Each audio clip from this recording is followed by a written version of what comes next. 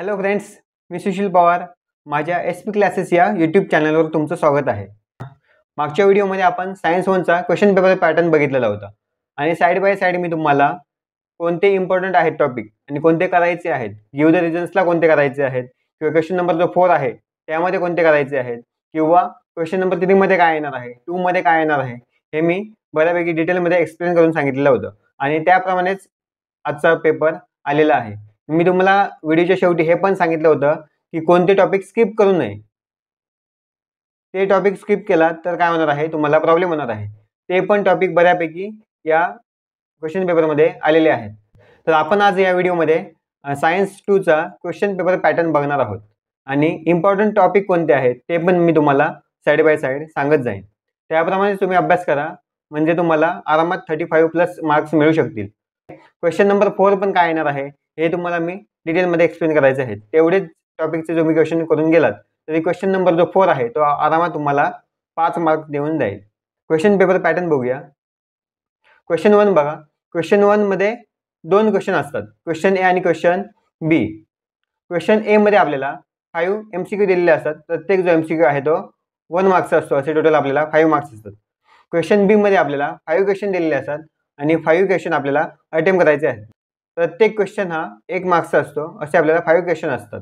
Okay, यामध्ये काय काय येतं आपल्याला, तर ते म्हणजे एक आहे ऑड मॅन आउट येणार, नंतर कंप्लीट द कोरिलेशन येणार आहे, true or false, name the part of the diagram, म्हणजे एक डायग्राम देणार तुम्हाला आणि एका मार्क्सचा क्वेश्चन असणार आहे.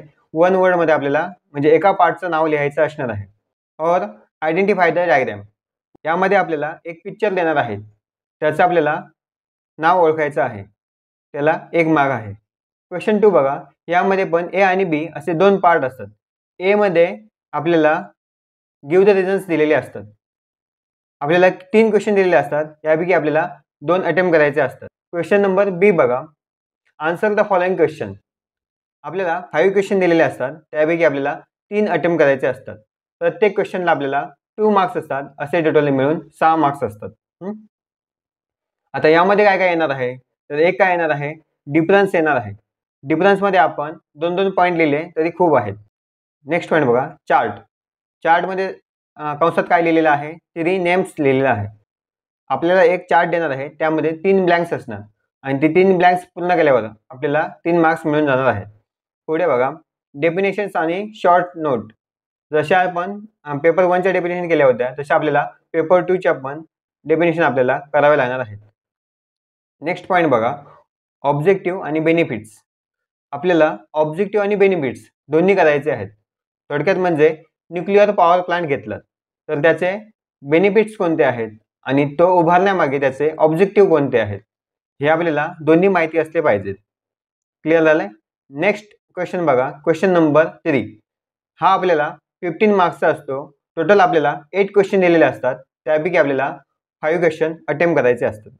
आता यामध्ये कोणकोणत्या टाईपचे क्वेश्चन येऊ शकतात ते मी तुम्हाला सांगतो. एक म्हणजे सिम्बॉल्स येणार आहेत. नेक्स्ट पॉईंट बघा. 3 क्वेश्चन्स ऑन डायग्राम.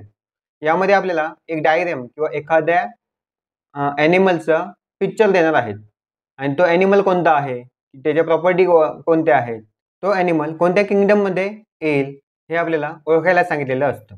ओके. पुढे बघा. Complete chart. आता यामध्ये आपल्याला 3 ब्लँक्स देणार आहेत आणि आपल्याला तिन्ही ब्लँक्स आपल्याला कंप्लीट करायचे आहेत. पुढे बघा. डेफिनेशन आणि प्रॉपर्टीज. इथे पण आपल्याला डेफिनेशन आणि प्रॉपर्टीज माहिती असायला पाहिजे. पुढे बघा. 3 क्वेश्चन्स ऑन पॅसेज. आपल्याला एक पॅसेज देतील, त्यावर आपल्याला 3 क्वेश्चन विचारलेले असतात. आपल्याला पॅसेजमध्ये उत्तरं शोधून लिहायची असतात, किंवा आपल्याला एक पॅसेज देतील, त्यामध्ये ब्लँक्स ठेवतील आणि वरती काय देणार आहेत, आपल्याला ऑप्शन देणार आहेत आणि ते ऑप्शन आपल्याला त्या पॅसेजमध्ये फिलअप करायला सांगतील. क्वेश्चन नंबर 4 बघा. इथे आपल्याला 2 क्वेश्चन देणार आहेत आणि आपल्याला एक क्वेश्चन त्यातला अटेम्प्ट करायचा आहे. मी तुम्हाला सायन्स 1चा ज्यावेळी पेपर पॅटर्न सांगितला होता तेव्हा मी टॉपिकचे 2 भागात डिवायडेशन केलेलं होतं.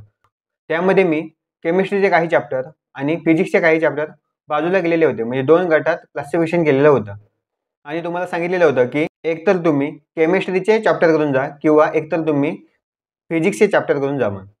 त्याप्रमाणेच आज सायन्स 1च्या क्वेश्चन पेपरमध्ये क्वेश्चन आलं. सायन्स 2च्या पण पेपरमध्ये तुम्हाला मी टॉपिकचे 2 भागात डिवायडेशन करून दिलेलं आहे. तुम्हाला स्क्रीनवर दिसत असेल सेक्शन ए आहे आणि सेक्शन बी आहे.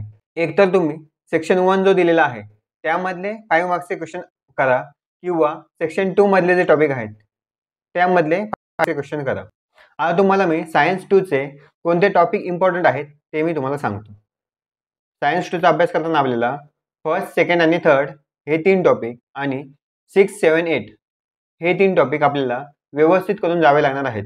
बाकीचे तुम्ही टॉपिक एकदा वाचलात तरी लक्षात राहतील, पण हे टॉपिक आपल्याला जर व्यवस्थित करून गेलात तर आपल्याला 40 मार्क्स मिळायला काही प्रॉब्लेम होणार नाहीये.